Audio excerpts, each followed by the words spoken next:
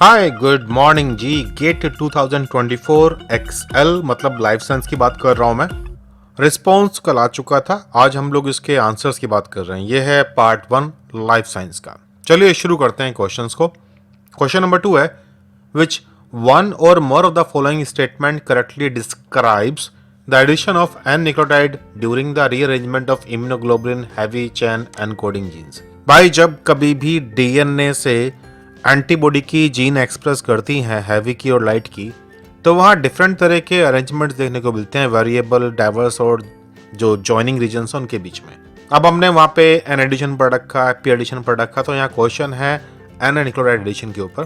तो पहली बात तो ये है कि N nucleotide addition V D J की जॉइनिंग में होता है, जैसे इस डायग्राम में डी और जे को दिखाया गया है वैसे ही वी और डी के बीच में भी होता है। दूसरा, जब ये हेयर पिन कट जाएगा तो कट करने के बाद में कुछ न्यूक्लियोटाइड एक्स्ट्रा ऐड होंगे इन दोनों के जॉइंट के बीच में। करने वाला एंजाइम है टर्मिनल डीऑक्सीट्रांसफरेज, और ये जो एक्स्ट्रा लाल रंग के न्यूक्लियोटाइड ऐड किया ना, इसके लिए कोई भी टेम्पलेट इस्तेमाल नहीं हुई। तो ये जो ए वाला ऑप्शन है, N nucleotides are added by terminal deoxy nucleotide transferase TDT, ये ठीक है answer, true. N nucleotides are added by DNA polymerase second, DNA polymerase second का रोल यहाँ नहीं है। Then the added nucleotides are common in VD-DJ junctions, ये भी true है, VDJ joining के अंदर है। और addition of nucleotides is template encoded, template की जरूरत यहाँ नहीं पड़ती, तो ये वाला स्टेटमेंट फॉल्स है। अब करेक्ट आंसर हो गए हैं आपके ए और सी। क्वेश्चन नंबर 3 है, in mammals hematopoietic stem cells that give rise to different type of cells, blood cells are called. देखिए, जब हेमेटोपोइटिक स्टेम सेल आगे चल के डिवाइड और डिफरेंशिएट करती हैं तो वो दो तरह की सेल बनाती हैं, एक है माइलॉइड और दूसरी है लिम्फोइड। लिम्फोइड से तो वो सेल मिलने वाली हैं जो लिम्फेटिक सिस्टम के अंदर पाई जाएंगी। हालांकि ये सेल्स माइग्रेट करके ब्लड में जाती हैं, बट इन्हें हम लिम्फेटिक सेल का टाइप मानते हैं। टी सेल हो गया, बी सेल हो गया, एनके सेल हो गया, प्लाज्मा सेल हो गई। अब जो ये माइलॉइड सेल है, इनसे वो सब सेल बनती हैं जिन्हें आप ब्लड सेल्स कहते हैं। अब क्योंकि यहाँ क्वेश्चन पूछा गया था कि different type of blood cells बनाने वाली, तो भाई इसके लिए आंसर है option number A, myeloid progenitor cells. जो बी वाला है ये T cell, B cell, NK cell के लिए कहानी थी। सी, टोटिपोटेंट स्टेम सेल्स, हम लोग उन सेल्स को बोलते हैं जो कुछ भी बना सकती हो। प्लूरिपोटेंट स्टेम सेल्स उन्हें बनाते हैं हम लोग जो बहुत सारी तरह की सेल्स क्रिएट कर सकती हो, मतलब ज्यादातर एक जर्म लाइन वाली पूरी। फॉर एग्जाम्पल जो मेसोडर्म जनरेटेड सेल्स होती हैं वो सारी क्रिएट कर सकें, उन्हें हम लोग प्लूरिपोटेंट बोलते हैं। तो आंसर था केवल ब्लड को लेकर के, इसलिए A is the correct choice. Question number 5 है, मैमेलियन सेल्स को कल्चर किया गया है लो टेम्परेचर पे 25 to 100 degree centigrade, leads to an increase sterol content in the membrane, elevated sterol in the membrane result इन।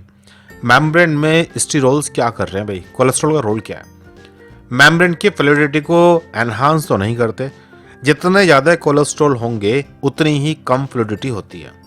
तो डिक्रीज इन मेम्ब्रेन फ्लूइडिटी, ये है इसका करेक्ट आंसर। MCQ था तो एक ही आंसर काफी है। An increase in membrane permeability को डिक्रीज करता है हाई स्टीरोल कंसंट्रेशन। और स्टेबलाइजेशन ऑफ मेम्ब्रेन प्रोटीन, भाई मेम्ब्रेन प्रोटीन की स्टेबिलिटी प्रोटीन की इंटरनल सीक्वेंस डिफाइन करती है, लिपिड कंपोजिशन नहीं, ये ध्यान रखिएगा। तो ऑप्शन नंबर बी था करेक्ट आंसर। क्वेश्चन नंबर 6 है, which one of the following pair of amino acid is not incorporated in polypeptide chain. और यहाँ जो ऑप्शन में दे रखे हैं ये है 4 hydroxyproline, 5 hydroxylysine, ornithine and citrulline, gamma carboxyglutamate and desmosine, 4 hydroxyproline and gamma carboxyglutamate. देखिए भाई, ये जो हाइड्रोक्सीप्रोलीन वाली स्टोरी है या फिर लाइसिन वाली कहानी, ये हम कोलेजन में और कई सारे प्रोटीन्स में और भी देख। और गामा कार्बोक्सीग्लूटामेट ये खास तौर से उन प्रोटीन्स में पाया जाता है जहाँ पे मैग्नीशियम वगैरह को पकड़ना हो, मतलब चीलेट करने में हेल्प करता है। लेकिन ये ऑर्निथिन और सिट्रुलिन जो हैं, ये दोनों हैं तो अमीनो एसिड, लेकिन कभी ये प्रोटीन सिंथेसिस में पार्टिसिपेट नहीं करते, इसलिए प्रोटीन में पाए नहीं जाते। ये यूरिया साइकिल में मिलेंगे आपको। तो ये है correct answer option number B, और ये MCQ था। Question number 7, which one of the following metabolic intermediate is common to glycolysis, nucleotide synthesis and glycogen synthesis. भाई कौन सा मेटाबोलाइट ऐसा है जो कॉमन पाया जाता है ग्लाइकोलिसिस में भी, न्यूक्लियोटाइड की सिंथेसिस में भी और ग्लाइकोजन के सिंथेसिस में भी? तो देखिए ऑप्शन दे रखे हैं, glycerol 3 phosphate, oxaloacetate, citrate, glucose 6 phosphate. अब वैसे तो देखो, तुम कैसे भी घुमाना फिराना चाहो सबको जोड़ सकते हो। जैसे ग्लूकोनियोजेनेसिस दिखा करके तुम ऑक्सोलोस्टेट और ग्लिसरॉल 3 फॉस्फेट को भी इससे जोड़ सकते हो, बट हम ये बात नहीं कर रहे। यहाँ डायरेक्ट को देखना है हमें। तो देखिए, जब भी ग्लूकोज से ग्लूकोज 6 फॉस्फेट बनता है तो अब इसकी किस्मत है और एनवायरमेंटल कंडीशन। हो सकता है ये ग्लाइकोजन बनने में चला जाए, हो सकता है ये ग्लाइकोलाइसिस में जाए टूटने के लिए, और हो सकता है ये पेंटोस फॉस्फेट पाथवे में जाए राइबोस 5 फॉस्फेट बनाने के लिए, जो कि अल्टीमेटली न्यूक्लियोटाइड बनाने में रोल निभाएंगे। तो डायरेक्ट की अगर बात करूं तो ग्लूकोज 6 फॉस्फेट है जो इसका करेक्ट आंसर है। क्वेश्चन नंबर 14 है, which one or more of the following statement is are correct regarding the transport and retention of protein in different cell organelles। तो देखिए, जब भी ये बातें करते हैं तो हम लोग इस तरह के टेबल्स पढ़ते हैं।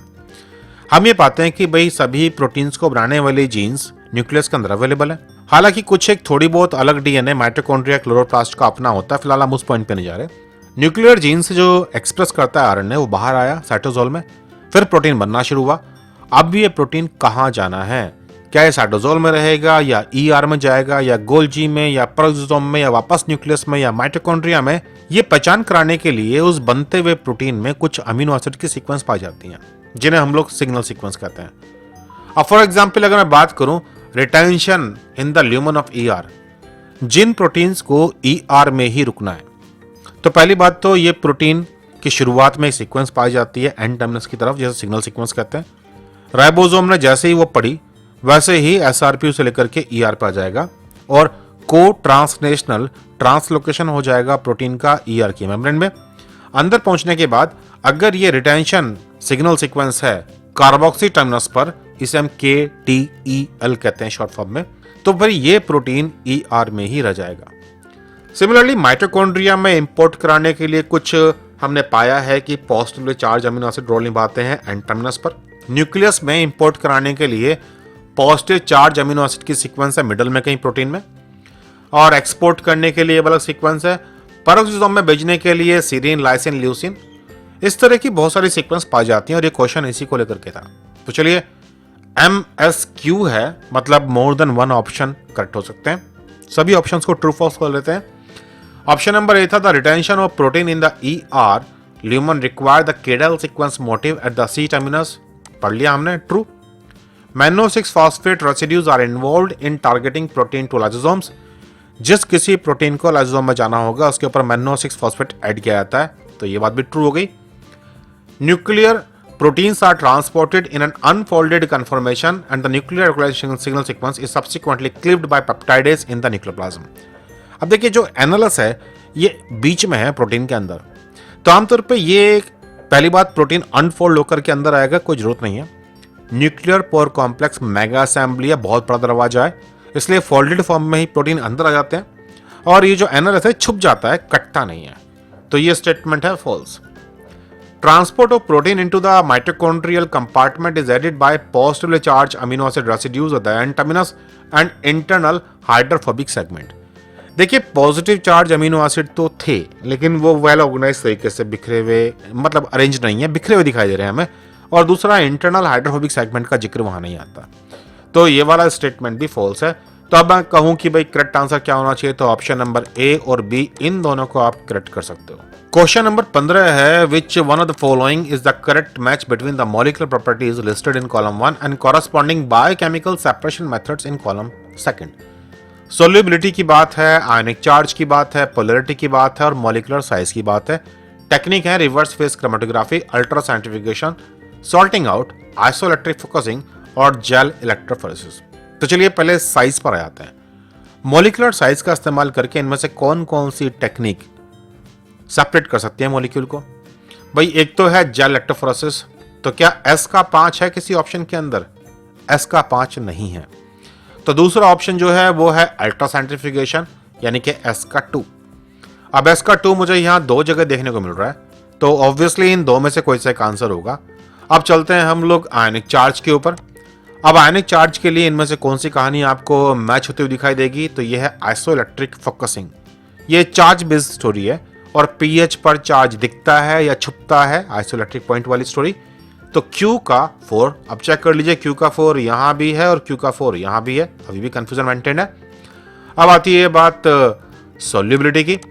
तो देखिए हम लोग बात कर चुके हैं अल्ट्रासेंट्रिफिकेशन की, जेल इलेक्ट्रोफोरेसिस की, आइसोइलेक्ट्रिक पॉइंट के। बचे हुए हैं सॉल्टिंग आउट और रिवर्स फेस क्रोमेटोग्राफी। तो सोल्यूबिलिटी वाली स्टोरी सॉल्टिंग आउट के साथ है, जहां जो डिसॉल्व नहीं हुआ वो प्रेसिपिटेट होकर बाहर मिल जाएगा। सोल्ट एक्स्ट्रा ऐड करना वाली कहानी प्रोटीन प्यूरिफिकेशन में यही है। तो पी का थर्ड, अब पी का थर्ड हमारे पास यहाँ इस ऑप्शन में है, तो हमें करेक्ट आंसर मिल चुका है पी का थर्ड। अब क्यू का 4 हो गया और आर का 1। पोलैरिटी वाली कहानी जो है वो रिवर्स फेस क्रोमेटोग्राफी है, कंफर्म्ड हो गया आंसर। ऑप्शन है सी जो इस क्वेश्चन के लिए सही आंसर था। अब है क्वेश्चन नंबर 16। एक 5250 बेस पेयर लंबा प्लाज्मिड है जिसमें 10 नेगेटिव सुपर कॉइल दिए गए हैं। Would have the linking number of dash considering 10.5 base pairs per turn for the beat यानी। फार्मूला है L = T + W, जहां L हम लिंकिंग नंबर कहते हैं, T ट्विस्ट नंबर है, W रिथिंग नंबर है। अब इसमें T जो है निकालने का सिंपल सी कहानी होती है कि हेलिकल टर्न कितने हैं। तो जितने भी बेस पेयर दे रखे हैं और पर टर्न कितने होते हैं उससे डिवाइड कर दीजिए, तो आपको हेलिकल टर्न मिल जाएंगे, मतलब T 500 और W है सुपर कोइलिंग। अगर पॉजिटिव सुपर कोइलिंग होती है तो प्लस में आंसर आता है, और अगर नेगेटिव सुपर कोइलिंग दे रखे है तो जो भी नंबर है उसे माइनस ऐड कर दीजिए। अब यहाँ पे दे रखा था 10 नेगेटिव सुपर कोइल, तो मतलब -10। अब ये -10 आप ऐड कर देंगे, फार्मूला में डाल दीजिए, तो आंसर आ गया 490। ये है लिंकिंग नंबर इस पर्टिकुलर डीएनए मॉलिक्यूल का, क्वेश्चन नंबर 16 का आंसर। और देखिए यहाँ लिटरेचर में क्लियरली मेंशन किया गया है कि T is the total number of base pairs divided by the number of base pairs per turn. The reading number W represent the turning of the axis of the duplex in space. It is corresponding to the intuitive concept of supercoiling. तो plus minus वाली story accordingly. Question number 17 ये एक translation के inhibitor के बारे में था। Which one of the more of the following statement correctly describes the changes upon the addition of puromycin during eukaryotic translation? Question MSQ है, मतलब मोर देन वन आंसर मिलेंगे आपको। एक तो उन्होंने दे रखा है कि प्यूरोमाइसिन किस साइट पर आकर के बाइंड करता है। 3 ऑप्शन तो इसमें AEP। अब तीनों पर तो बाइंड नहीं करेगा, एक पे करेगा। और फिर है कि प्यूरोमाइसिन रिजेंबल करता है aminoacyl end of the charge transfer RNA. तो देखिए प्यूरोमाइसिन का स्ट्रक्चर अमीनोसाइल ट्रांसफर आरएनए के बिल्कुल जैसा ही है जो चार्ज वाला स्ट्रक्चर है। बस फर्क क्या है, ट्रांसफर आरएनए नहीं है, उसकी जगह पर एक छोटा सा मॉलिक्यूल लगा हुआ है, और ये हमेशा आता है ए साइट पर। जैसे ये आएगा तो राइबोसोम समझेगा कि भाई ट्रांसफर आरएनए आ गया अमीनो एसिड लेकर के, और ये पेप्टाइडल ट्रांसफर एक्टिविटी दिखा देगा, पी साइट पर मौजूद पेप्टाइड को ए पर ट्रांसफर कर देगा, और यहीं ट्रांसलेशन खत्म। ये टर्मिनेशन का काम करता है। तो फिर ऑप्शन नंबर डी ठीक हो गया हमारा, और ये ए साइट पर लेके आ रहा था, तो ऑप्शन नंबर ए है जो करेक्ट है। ए एंड डी ये है आंसर क्वेश्चन नंबर 17 के। Question number 18। अब देखिए मेटाबॉलिज्म जब हम पढ़ते हैं तो कार्बन मेटाबॉलिज्म, नाइट्रोजन मेटाबॉलिज्म, इन्हें पढ़ते हुए हम एक बात समझते हैं कि जो चारों बायोमोलिकुलर क्लास हैं, लिपिड्स, कार्बोहाइड्रेट्स, न्यूक्लिक एसिड्स और अमीनो एसिड्स, ये सब आपस में इंटरलिंक्ड हैं। ये कह लीजिए जिस किसी को भी टूटना है अल्टीमेटली TCA के पास जाएगा टूटते फूटते, और जिस किसी को भी बनना है कहानी की शुरुआत TCA से ही होती है। अब यहां दे रखा है कि मेटाबॉलिक इंटरमीडिएट्स प्रोवाइड करते हैं backbone for the synthesis of amino acid. Match करना है मेटाबॉलिक इंटरमीडिएट जो कॉलम 1 में है और उनकी कॉरस्पॉन्डिंग अमीनो एसिड के साथ। जैसे कि अल्फा कीटोग्लूटरेट किस अमीनो एसिड को अपनी कार्बन बैकबोन प्रोवाइड कराएगा। राइबोस 5 फॉस्फेट है, 3 फॉस्फोग्लिसरेट है और S फॉस्फोनल पायरुवेट है। ये जो डायग्राम मैंने ऐड किया हुआ ये बहुत एक्यूरेट डायग्राम है इस कहानी के लिए। अब देखो ना, राइबोस 5 फॉस्फेट से हिस्टिडीन बन जाता है, तो चलिए ऐड कर लेते हैं Q का 1। अब Q का 1 हमारे पास यहां है और यहां पर अवेलेबल है। अल्फा कीटोग्लूटरेट बनाता है ग्लूटामेट, तो P का है सेकंड। अब P का सेकंड यहां भी है और बस यहां भी है। अब आती है बात 3 फॉस्फोग्लिसरेट की, तो 3 फॉस्फोग्लिसरेट आपको मिलेगा यहां पर, और ये बना रहा है सीरीन अमीनो एसिड को डायरेक्टली। तो फिर इसको ऐड कर देते हैं हम 5 के साथ में, R का 5। और फिर बचा फॉस्फोनल पायरुवेट, तो फॉस्फोनल पायरुवेट बना रहा है ट्रिप्टोफैन, फिनाइलैनिन, टायरोसिन, मतलब जो एरोमेटिक अमीनो एसिड्स हैं। और भाई ये कहानी तो S के लिए 4 हो गई ना सीधा। 18 क्वेश्चन का सही ऑप्शन है ऑप्शन नंबर बी, और याद रखिएगा ये इंटरप्ले बहुत काम आता है। जैसे यहाँ पूछा गया है कि कौन से कार्बोहाइड्रेट के मेटाबॉलिज्म के इंटरमीडिएट से कार्बन स्कैटर मिलने वाला है किस अमीनो एसिड को, तो ऐसे ही किस अमीनो एसिड से कार्बन स्कैटर मिलेगा इनको बनाने के लिए। तो हम लोग ये जान के रखें हमेशा कि अमीनो एसिड और कार्बन मेटाबॉलिज्म के बीच में क्या इंटरेक्शन है। Question number 19, Which one or more of the following statement is are correct in the processing of pre-messenger RNA in eukaryotes? तो पहला ऑप्शन है splicing of pre messenger RNA occurs via trans esterification reaction. दूसरा option है 3 prime to 5 prime exonuclease activities involved in the conversion of pre messenger RNA to messenger RNA. Option number C है alternative splicing can yield different messenger RNA product from the same pre messenger RNA. और option number D है 5 prime capping and addition of 3 prime poly A tail precedes splicing. Question था MSQ और really में काफी confusing था क्योंकि हम लोग पढ़ते हुए बहुत क्लियर तरीके से इन चीजों को नहीं देख पाते जब तक कि हम अच्छे टेक्स्ट को फॉलो ना करें। तो देखिए साहब, जब भी कभी ये कहानी होगी आमतौर पर कैपिंग पहले, फिर स्प्लाइसिंग और फिर पॉली एडिनाइलेशन। इंडियन हम कहते भी हैं कि जो स्प्लाइसिंग है ये ट्रांसक्रिप्शन के साथ कपल्ड है, यानी कि ट्रांसक्रिप्शन चलता रहता है और साथ साथ आपकी स्प्लाइसिंग होती रहती है। यानी कि ऐसा जरूरी नहीं है कि पहले आरएनए बनेगा और उसकी कैपिंग भी हो जाएगी और टेलिंग हो जाएगी और फिर स्प्लाइसिंग होगी। लेकिन अगेन ये एक क्वेश्चन ऐसा है जो कंफ्यूजन के साथ है, लोग चाहे तो उसे चैलेंज भी कर सकते हैं क्योंकि जो लास्ट वाला स्टेटमेंट है ये may be true may not be true वाली कहानी है। कुछ रेगुलेटिव स्प्लाइसिंग में पहले पूरा आरएनए बन जाता है फिर स्प्लाइसिंग होती है। तो अगर हम जर्नल वे में कहें कॉन्स्टिट्यूटिव वाली कहानी में, तो देखिए splicing of pre messenger RNA occurs via trans esterification reaction, ये तो ट्रू है। एक्सोन्यूक्लियस एक्टिविटी ये मैसेंजर आरएनए वाली कहानी में नहीं आती, ये आपको एक्टिविटी देखने को मिलेगी तो ट्रांसफर आरएनए की स्प्लाइसिंग में, तो ये फॉल्स है। Alternate splicing can yield different messenger RNA product from the same pre messenger RNA, ये ट्रू है। अल्टरनेट स्प्लाइसिंग के बाद एक ही मैसेंजर आरएनए से कई तरह के आरएनए बन सकते हैं। 5 प्राइम कैपिंग और addition of poly A tail precedes splicing, splicing होने से पहले ये हो चुका होता है, तो भाई देखिए नॉर्मली ये नहीं होता। हाँ, कुछ अलग एग्जांपल्स में देखने को मिल सकता है, बट इंडेड ये टॉपिक और ये जो लाइन है ये कंफ्यूजिंग है इस केस में। बट फिलहाल हम लोग कॉन्स्टिट्यूटिव के मामले में जा रहे हैं और वहां पर ये फॉल्स स्टेटमेंट है। पहले कैपिंग होगी, फिर स्प्लाइसिंग होगी और फिर टेलिंग होगी। तो मोटे रूप से देखें तो जो करेक्ट आंसर है वो है ए और सी। देखिए क्वेश्चन को समझने के लिए खास तौर से एमएसक्यू हमें सब्जेक्ट की इंफॉर्मेशन बहुत अच्छे तरीके से आनी चाहिए। अब ये पेपर इस तरीके तो है नहीं कि आपको एक लाइन का एक आंसर पता है और आप पहुंच गए वहां, जो नहीं है वो भी आपको पता होना चाहिए। इसलिए आपकी तैयारी को शुरू से शुरू करने की आवश्यकता होती है हमेशा। मतलब फाउंडेशन बड़ी अच्छी क्लियर होनी चाहिए। बहुत ज्यादा डिटेल में लोगों को पता है लेकिन बेसिक नहीं पता तो भी मारे जाएंगे, और केवल बेसिक पता है और बहुत डिटेल में नहीं पता तब भी मारे जाएंगे। तो तैयारी को अगर बढ़िया करना है तो आई फ्लाई के साथ आप भी जुड़ सकते हैं। CSIR NET, GATE, ICMR, DBT जैसे एग्जाम्स के लिए आप इन एग्जाम की तैयारी को शुरू कर सकते हैं स्क्रैच से, एटॉमिक लेवल से शुरू करके, और पूरे डिटेल में कहानी को समझ सकते हैं कि सिंपल से सिंपल क्वेश्चन भी आसान रहे और कॉम्प्लिकेट आंसर भी आपको दिख जाए। आई फ्लाई के बारे में और जानकारी पाने के लिए #iFly NetGate गूगल कीजिए, और आई फ्लाई ज्वाइन करने के लिए आप मुझे व्हाट्सएप कर सकते हैं 9013902981। चलिए फिर जल्दी मिलते हैं एक और वीडियो में। Bye bye.